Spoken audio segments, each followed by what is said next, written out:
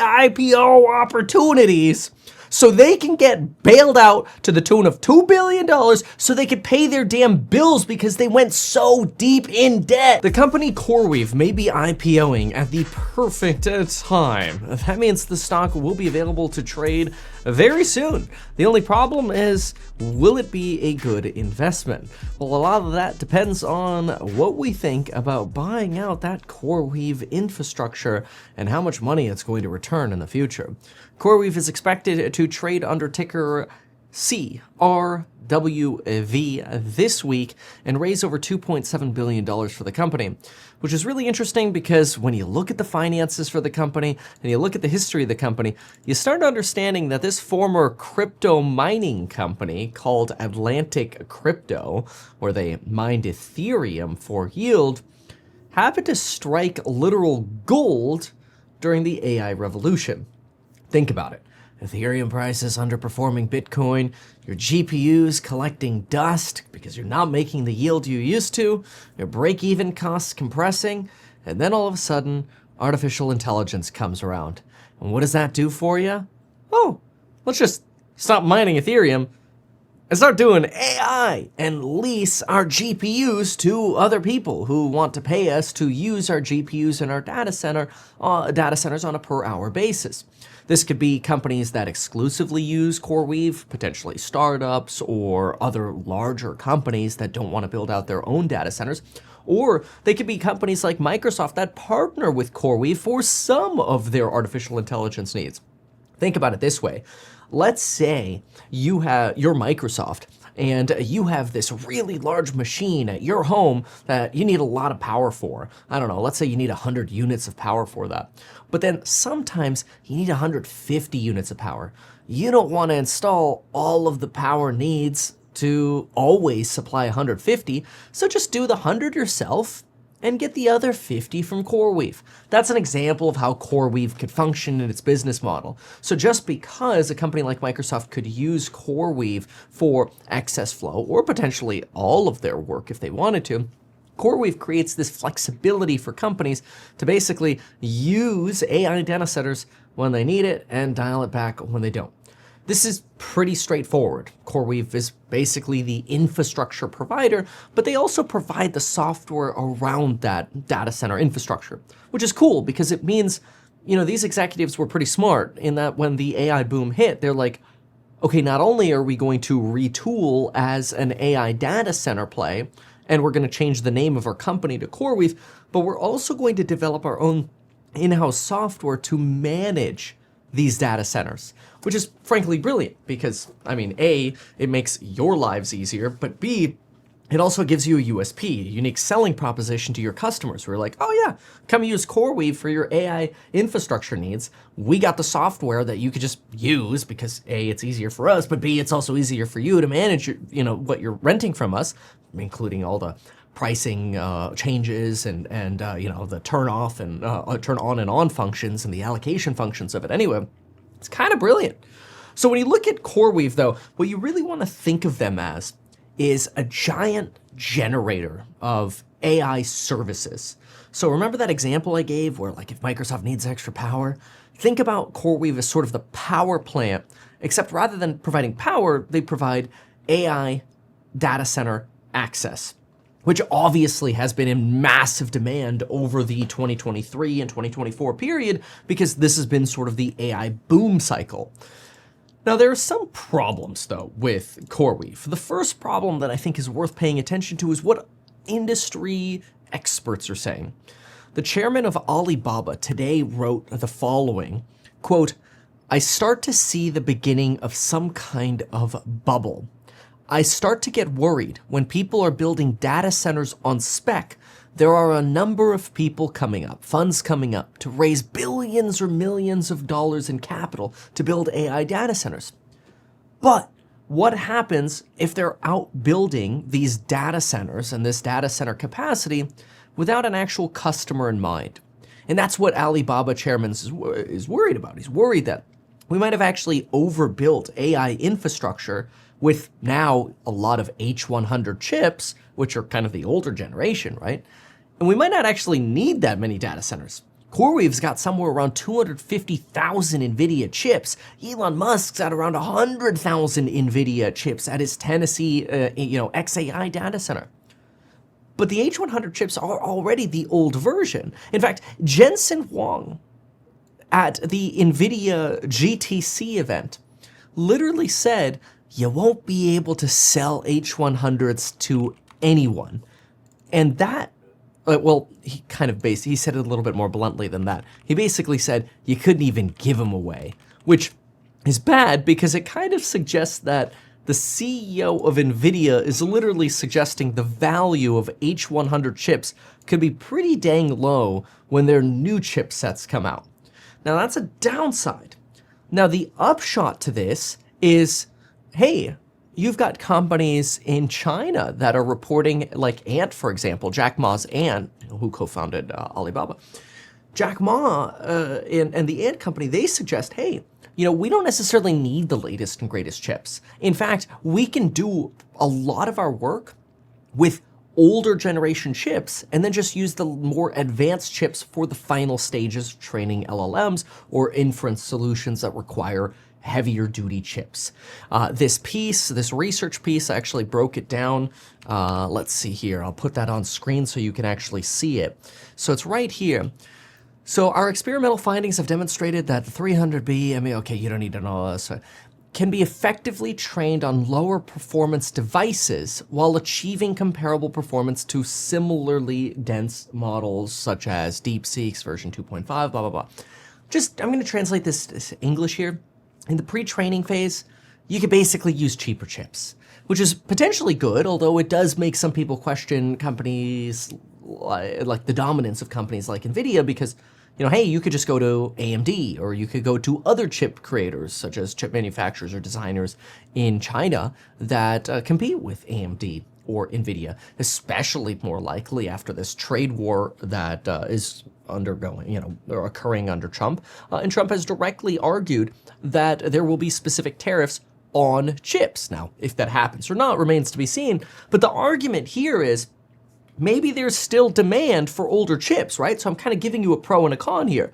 On one hand, we might be overbuilding data centers. On the other hand, that's okay. We can still make use of the older chips. But just remember what you're getting with CoreWeave are a lot of H100 chips. And again, the CEO of NVIDIA says you couldn't even give away hoppers. Now, that's obviously a big claim, so I should point it out to you in the actual video.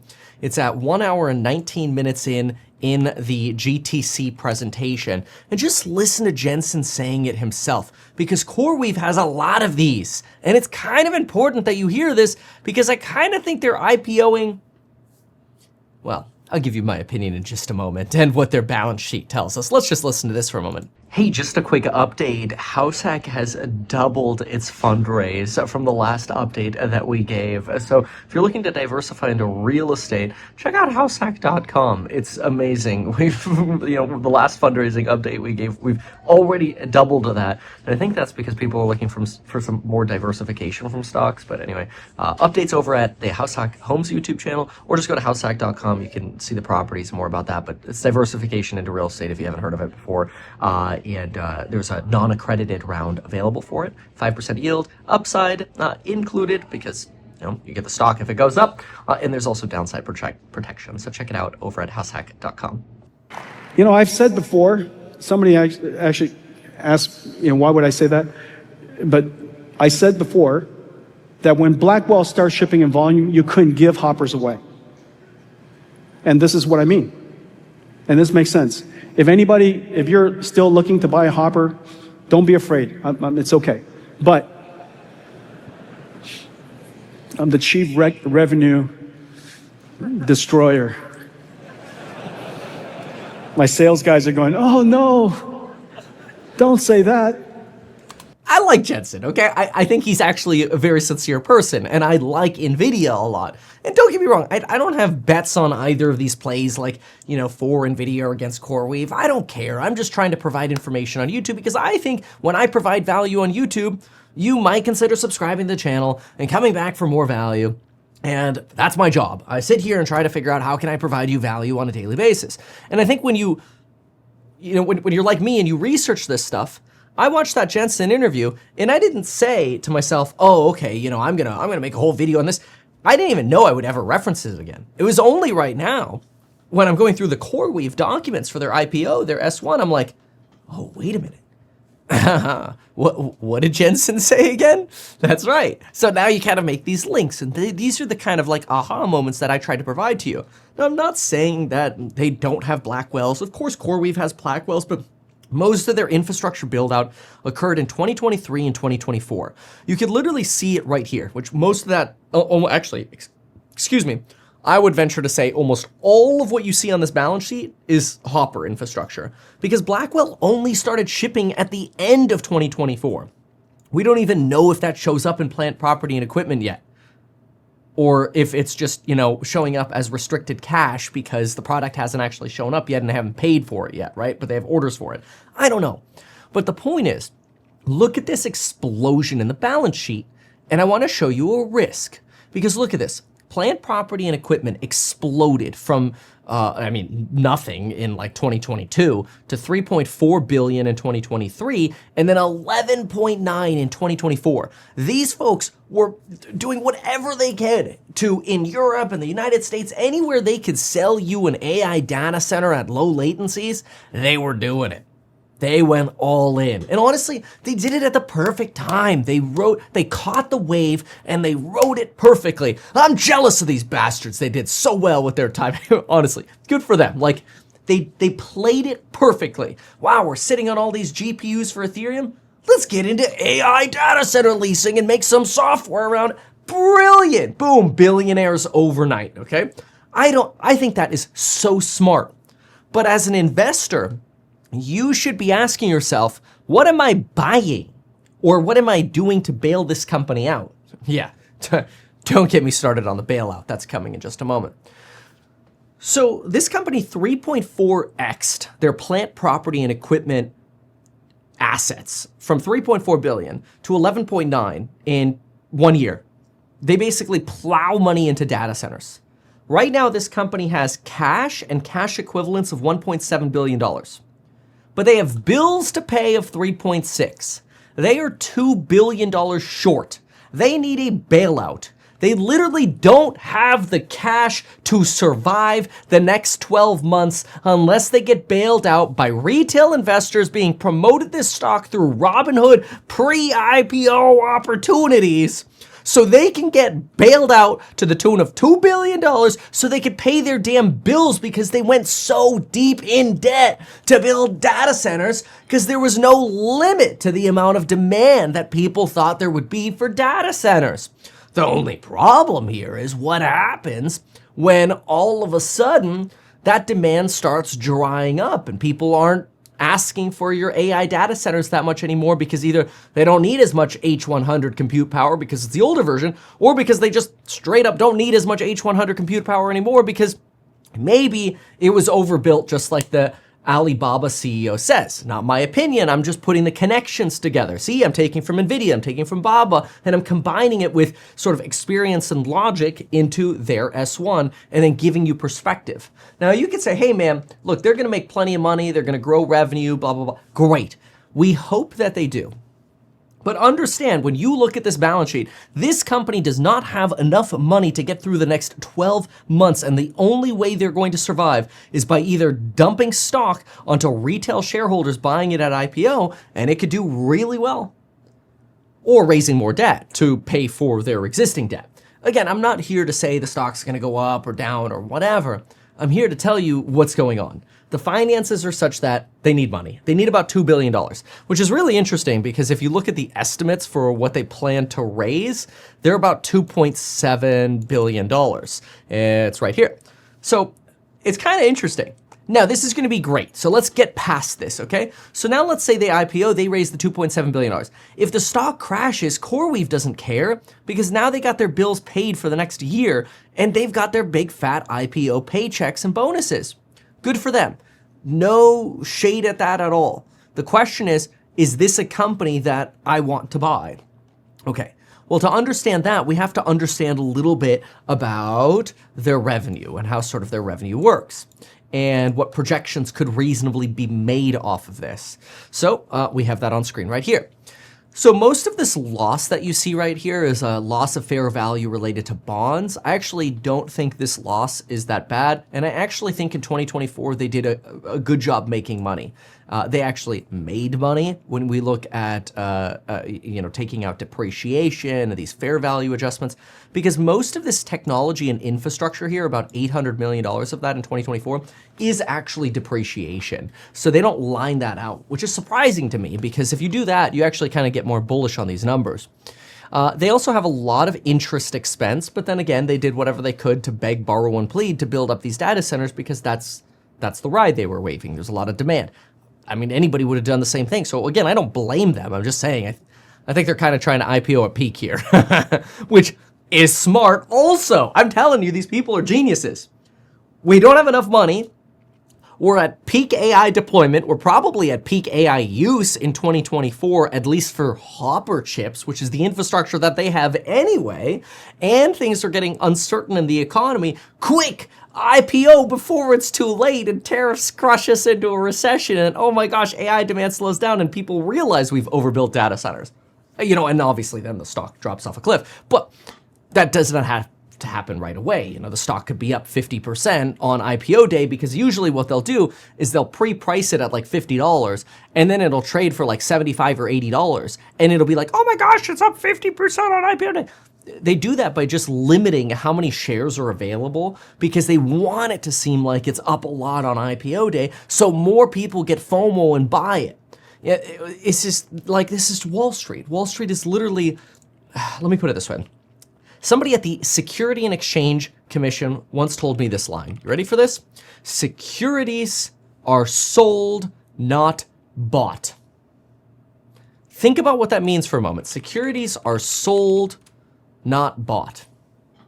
Well, what it means is you have to sell. You gotta sell the sizzle. That's what an IPO is. Why do you think they put a banner on Times Square where the NASDAQ is, or the party that they do over on Wall Street if you're IPOing at the New York Stock Exchange? Why do you think they parade these? Because it's part of the marketing, which is normal. None of this is abnormal. What matters more is that we understand this revenue section right here. Of course, the revenue looks like it exploded, but you have to also consider that they brought the difference between 11.9 and 3.9 worth of assets online. So 11.9 minus 3.9, they brought about $8 billion of servers online. Imagine you bought $8 billion of rental real estate. Do you think your rental revenue, your top line, would go up? Well, of course it would. Now the question is, did it go up by a greater multitude? Yes, or multiple rather. Yeah, it actually did. See, if we go back to the balance sheet, they had about 3.4 rather than 3.9. So that means they added about $8.5 billion. They 3.4x'd their plant, property, and equipment, but their revenues actually exceeded that. Their revenues popped up to the tune of 1950 divided by 228. 1915 divided by 228. Their revenues actually popped up by about 8 times. So that's pretty good. An 8x increase in their revenue in exchange for, what did we say here? 11.9 divided by 3.4, about a 3.5x in infrastructure build out, or an increase in infrastructure build out. Not bad. It is possible, though, and this is what some folks are speculating, that a lot of this is because this infrastructure really didn't start producing revenue until in 2024. So in other words, there was some delay in getting the 2023 revenues online from the plant, property, and equipment, making that growth seem a little bit more extreme. That's a little hard to say, but so far, if they're bringing in $1.9 billion and their costs of revenue are around $493 million, less depreciation and not a lot of sales, I mean, these people sell themselves, which is honestly really good. Like, this is amazing. Very, very, very little sales effort here. They're actually doing pretty dang well. Because again, add back in depreciation to their operating income, they're bringing in somewhere around $1 billion, which if you look at that, that's about a 9.4% operating return just on their plant, property, and equipment, their servers. Now the question is, Do we want to invest in this company that has a 9.4% return on their assets, before interest, right? We got to consider interest as well. So if you take off the interest of $360 million, that return is going to go down a little bit. But just ignoring interest for a moment, we're going to look at operating income, 1.9 million. That's that number right there. Look at operating expenses, minus 1.59 equals. We got 0.31, right? Now we're going to minus out interest, minus 0.36. And then what I'm going to do is I'm going to add back in about $800 million of depreciation. You could get that number in the actual financials. So I add that back in, and we're doing pretty well. We're making somewhere around $800 billion versus about 1 to 1.1-ish without that interest. $800 million, off by a zero here. $800 million divided by about 11.9 in assets is a return of about 6.7% net of interest. 6.7% return on their server infrastructure, pretty damn good. These are rough numbers here, right? But the point is, if we're at about a 6.7% return on infrastructure after interest, or 9.4% excluding interest, because they could always refinance that debt in the future if rates come down, then the question is that return going to stay steady or can we grow it? And that's where the big question marks are. What is the growth going forward? Now, there are a lot of different thoughts on this. My big thing that I'd like to ask is, and this is what I would want to know as an investor, is do we see pricing decays? One of the problems that I've seen so far is CoreWeave actually changed their pricing model so you can't see it as well on the Wayback Machine from a per GPU to a per instance basis. So it kind of makes it harder to find out, hey, what has their pricing looked like? What kind of pricing power do they have? Now, you do have a piece out from the information, which provides a little bit of color, which we'll look at in just a moment. But that makes me curious. So I would love some insights on like, hey, how are we doing here? Which to me probably means we'll have to wait a few quarters and let some of that IPO hype go away so we can really start seeing what are they saying in their earnings calls in terms of pricing power. Is revenue actually, what is revenue actually growing at? That's what I'd like to see. And how much are they continuing to invest in new infrastructure? Because right now they spent about 2.4, let me see here. Let's see. Yeah, okay, there we go. So net cash provided by operating activities was about 2.7 in 2024, but their purchases of plant, property, and equipment around 8.7. So they're free cash flow negative to the tune of about $5 billion because they're throwing it all back into servers. The question is, what happens when that server, expansion, this right here, slows down? Are we going to see a big slowdown in revenue growth? Obviously, it's not going to look as meteoric as this revenue growth that we've seen over here. We already know that. That's why I'm looking at sort of a return on assets, because to me, if I'm investing in this company, I'm buying H100 chips, the old stuff, and I want to see that continue to print money. But that does create risks because people might be going into this thinking, this is the next biggest and greatest AI play that's like an open AI or something, is really just you're buying a company that's just going to lease out the chips. I'm not saying that's a bad thing. It's just something to keep in mind. Now, the information has some interesting projections because they argue that JP Morgan and Goldman Sachs suggest that CoreWeave's revenue is going to explode to $4.6 billion this year, which is great. That's about a 2.4x increase. Now, markets already know this, so this could already be priced in. But that's going to come by increasing their cash burn by nearly 3x, which probably means their infrastructure investments are going to rise to close to $20 billion, maybe 18. But $20 billion divided by what they spent last year of about 8.4 would be about a 2.4x in infrastructure. So in other words, they're still plowing money into more data centers, which is good because it's a promising sign of demand, or we're over-investing like the chairman of Alibaba says.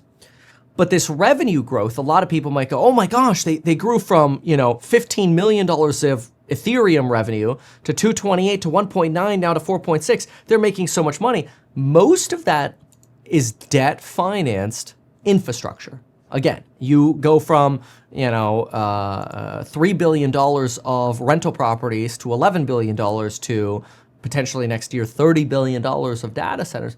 Of course, your revenue is going to go up. But beyond that, we don't have much guide. So I'm really curious to see what the per unit revenue increases are for this company. This is expected to be a really big IPO. And a lot of people are going to make a lot of money on this, mostly the insiders already. And so there's going to be a lot of hype and marketing. Expect this to be one of the most hyped up IPOs of the year.